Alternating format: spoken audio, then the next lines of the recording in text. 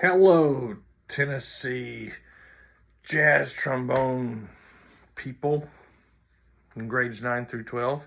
And it could be on this particular topic for non-trombonists too, because I do want to take just a moment and talk about some stuff on improvisation, which is a part of the 9 through 12 audition. Okay, and this is just some helpful hints. I'm not going to say, hey, here's what to play and you'll be great. That's not the way this works. Okay.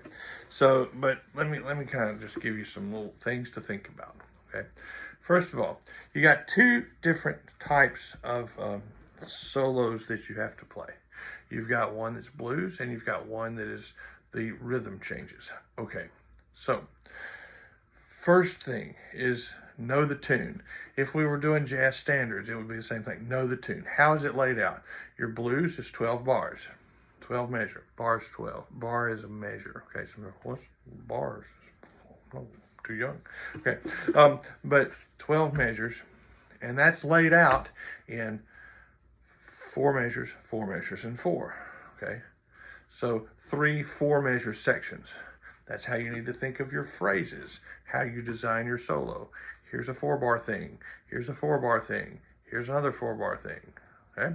On the rhythm changes, that's 32 measures long. Well, I suppose that's 32. That's 16 and 16. Not exactly. Okay, it's laid out in, so here's like 8 measures. And then there's 8 measures that are pretty much the same chord structure wise if it's an actual tune. Even the tune's laid out when you find tunes that are rhythm changes, which that's where it came from, is the tune I Got Rhythm. But there's a lot of jazz standards that use that chord progression or one very similar to it. And anyway, so you got 8 measures, and the next 8 measures are kind of like the first 8. And then you got another 8 measures that is not like that. That's the different part. Sometimes you hear that referred to as the bridge of a song. Okay, it kind of connects, and then you get to that last 8 measures, and it's almost like the first 2 sets of 8, but the very end maybe has a more definite ending sound. So it's an A section, because they're similar material, then a B section, and then an A section, A-A-B-A, is how your rhythm changes are laid out. Knowing the structure of that is essential to knowing, well, am I just going to get up there and start playing a bunch of notes? Well, that's what some people do. But you want your soloing to have a recognizable form to it, so that the high points, the exciting points, are at the right spots. 12 measures of blues, and you put the most exciting thing and the best thing you've ever played in your life in the 3rd measure. What do you do for the next ones? So you have to kind of think ahead, pace yourself out. Therefore, it is important to practice improvising. I'll never forget, I had a student one time said, I said, have you worked on your improvisation? I said, oh, no, because I just make it up on the spot, so you can't really practice that. Okay. No, wrong, sorry. Yes, you do. You practice ways to go about it, and as you practice it, you might also find that you go, that is a great thing I just played. I need to remember that because I want to use that type of idea later. Okay? Or you hear something and you go, that sounded like complete garbage. I better never do that again. That note does definitely not fit anything. So, listen to yourself critically. Record yourself improvising. You've got enough iPads, tablets, and phones, and cassette recorders. You got all sorts of stuff so that you could record yourself playing and then listen back to it. Did I like what I sounded like? If the answer is no, don't play that anymore. Okay? So, but knowing that form of the piece is very important. Okay? Knowing the key signature that you're in. The blues is in F, and the rhythm changes are in B flat. That's kind of important to know, okay? And hopefully you know those two scales, up and down and sideways and backwards. If you're doing any scale, but I'll just say B flat,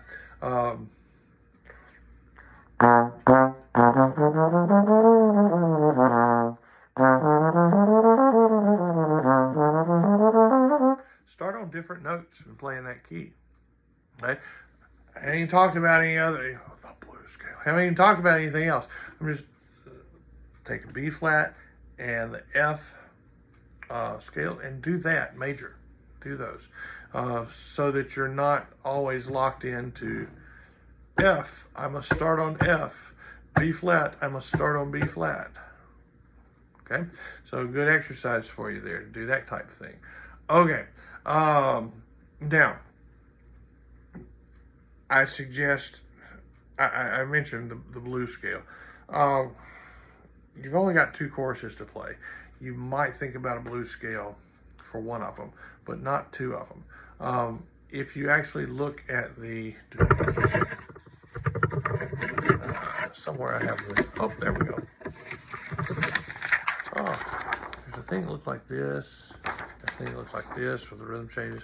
If you look at this, this actually has little chord symbols on it. So, like the blues in F, it has F7, B flat 7, C7, C minor 7, A minor 7 flat 5. Let me brief explanation if you want to get into the theory of stuff.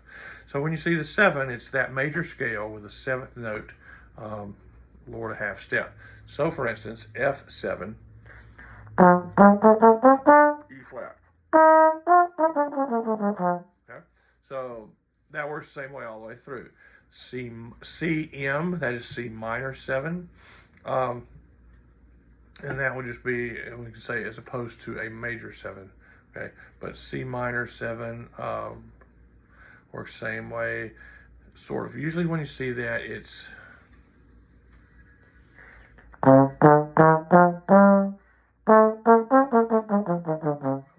which is C minor, but I kind of prefer the what's called a Dorian minor. That's a mode, but anyway, that's another story for another day. Just know there's E flat in there. Okay, great. Which is good because you've also got an F major set, or the F7 in there. And what's that 7th note of the F scale?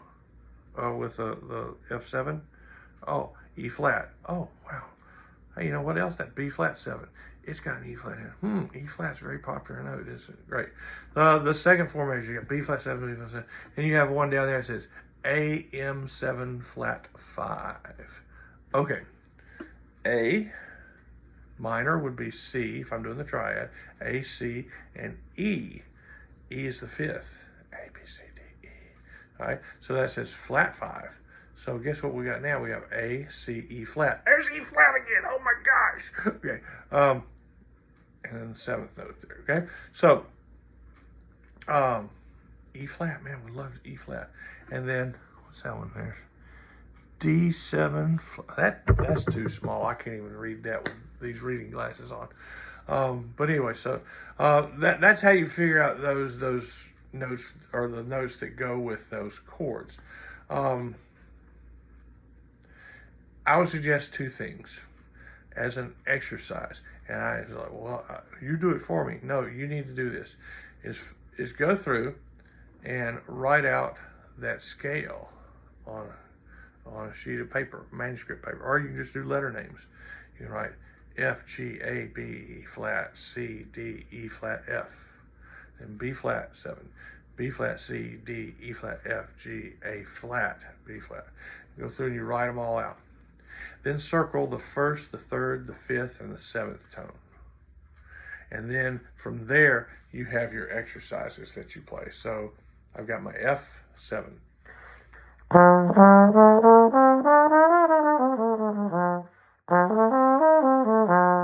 right. And then I go through, comfortable with those, then remember what I said a minute ago about, okay, there's F. I'll go through and I'll play all those starting on the second note of that scale, the third note of that scale, the fourth, the fifth. This is a lot of work. What this type of exercise will be doing for you is training your ears with your instrument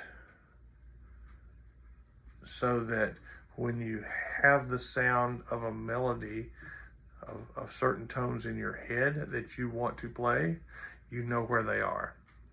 Okay, so it's helping make that connection between what's in your brain come out this thing that you've got in front of you. So that's the purpose. It's not that you want your improvised solo to sound like you're playing chords, which leads me to another item to say. Don't play the chords for a solo. So I'm going to play blues in F. So am I going to go?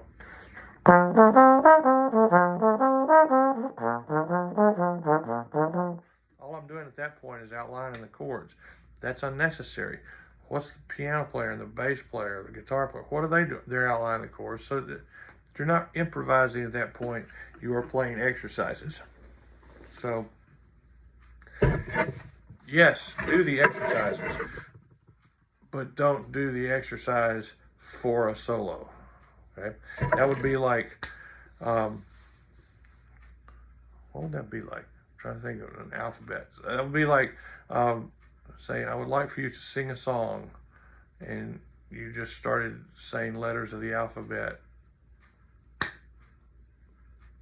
The words are all in those letters, but it doesn't make any sense, does it? Neither did that analogy, but it kind of does. Okay, so write all those out. That will help you start developing exercises on your instrument that you can play. Okay. Things next. Especially since these are two just they're standard forms, but they're not like regular songs with words. It would be like saying, oh, I'm going to improvise on the tune Autumn Leaves. Well, you should know the words to Autumn Leaves. Do you know the words to Blues in Concert F? No. There aren't any unless you just make them up. Now, you could do that. But anyway, couple other things. So once you get comfortable with all that, if you want to kind of kick it up a notch, if it's blues in F, while that track is going on that you've got behind you on your recording device, play one letter up. If it says F, play G. If it says B flat, play C. If it plays C, play D. Is that allowed? Look, if I play G over F, F, G, A, B, C, D, E, F, G. Okay, that's always, if I go one letter up, that's always the ninth of the chord. The ninth is like an awesome note. Even if it's an F7 chord, if you play a ninth, it's like, man, that is a cool note. Okay, kind of really freshens up your soloing to do that. And plus, you're not always stuck on a root. Again, that's like playing the arpeggio. I'm going to play the roots. So is your bass player. Now I can't even tell you're soloing. That will help tremendously. Another thing is to think rhythmically. Here, young people, that's anyone under the age of 30, often soloing, and it's like they're trying to find the magic note instead of thinking like they're making a song. I'm trying to find that one instant, and as long as you keep chasing that, you're never going to land on anything that makes a whole lot of sense. You're always going to be looking for the answer instead of just being in the moment. That was kind of a cosmic thought, wasn't it? And with doing that, those improvisers forget about the aspect of rhythm. Okay, so another good thing to practice is take a short rhythmic phrase.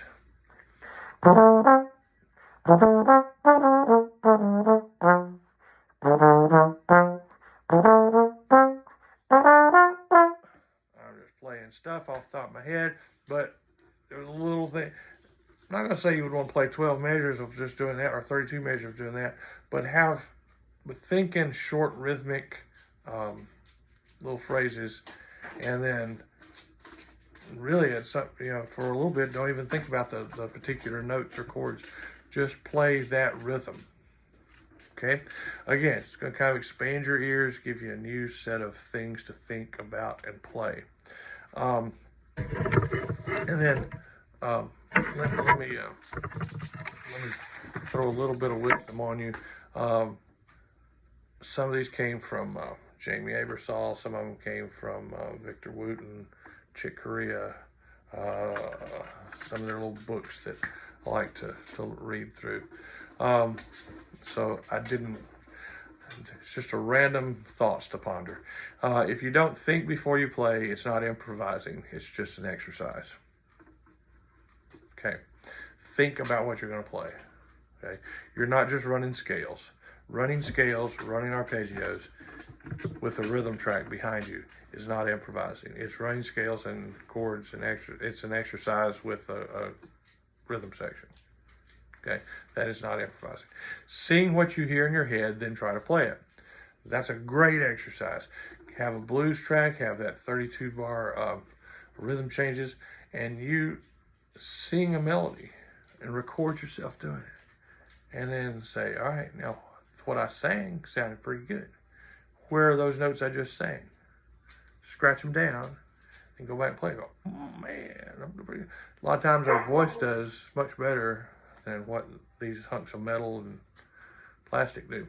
I said scales and chords are important. That's your vocabulary, okay? The more adept you are at playing those scales up and down and backwards and sideways and the chords, the larger your vocabulary is and the more tools you got in the box that you can access to play things. Don't forget that the chromatic scale is also a scale. What? Yeah, people forget that. You can move by half steps. You're gonna find a magic note pretty quick. Okay? If you're on one that just kind of sounds like, that ain't good, go up a half step, down a half step. You're gonna find one that locks in. Chromatic scale. Talked about rhythm. Play things that are idiomatic for your instrument. Especially here in trombone land. I know we got tenor trombones, we got bass trombones. Well, if I'm auditioning on bass trombone and I'm improvising on bass trombone, stop playing double high C's and B flats. I mean, okay, great, you're a bass trombone, you can do that. But that's not idiomatic to your instrument. If you're a bass trombone player, and you got all that heavy metal over there, I want to hear low stuff, man. I want to hear you. Think about that. So, what else? Articulation. Long lines. And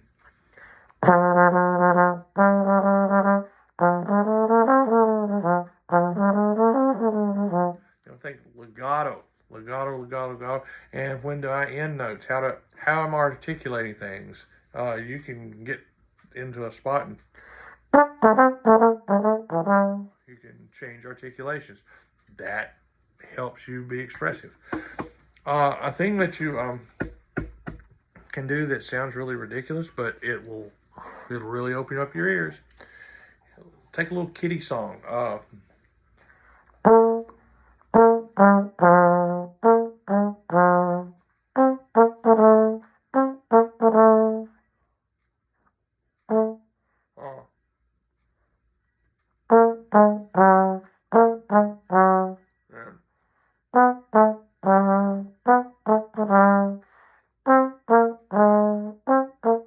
You get some little kitty song, playing in all 12 keys. You may feel ridiculous playing Row, Row, Row Your Boat. But have you tried to play it in B? That'll be a new experience. Try to do that. That'll really help you get around the instrument a little bit. Trust your ears mainly. What do you sound like? Do you like what you sound like? If you don't like what you sound like, then figure out what to change. Okay? There's some little things. And the other thing I want to can't say this enough, because I hear this a lot, and it almost upsets me. Jazz improvisation in particular is a conversation, okay? If you're improvising, you're having a conversation, you are telling the audience a story, okay? If you're playing with somebody and you're doing what they call trading fours, they play four measures, you play four measures, you're having a conversation with each other. I'm listening to what you play, I'm giving you an answer. Sometimes I'm going to play what you did, but I'm going to change something a little bit because maybe I like what you did, but I want to make it a little better or a little bit different. And then you listen and you play, but you're constantly listening. You're having a conversation. Often the conversations that I hear people playing are more like they're screaming at each other, okay? I'm not saying that it's not cool to play super high notes or super low notes or just a bunch of fast notes, but you know, are you having a nice conversation with somebody? Hey, here's an idea. I've got another idea. Here's another idea. Here's something I think is very important.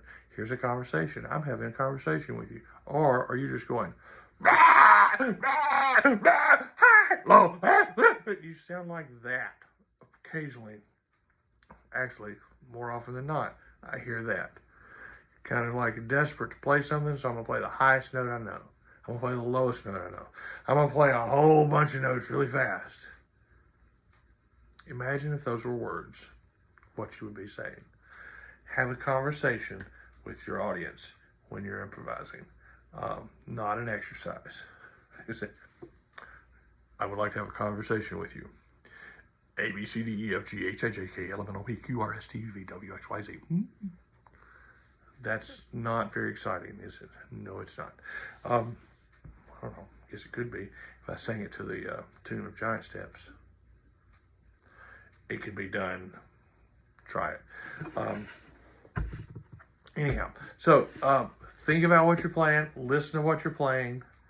Practice your improvising.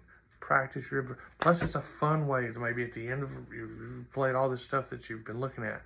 I need something that's a little stress reliever. You got all sorts of things on the internet that you can find backing tracks. They should have them for you. I think they do. I think they do have them where you can find them with your Allstate things. But if not, blues in F. Type it in the Google machine. B flat rhythm changes. Type it in the Google machine. You'll find it. You'll find something there that you can play along with. Even if it's like one measure, different chord. It's going to give you something to play along with, experiment with, see what's good. Okay? So, have fun improvising. Have fun, have a conversation, and play cool stuff. Okay? Happy tromboning, or whatever it is that you might be improvising on. See ya.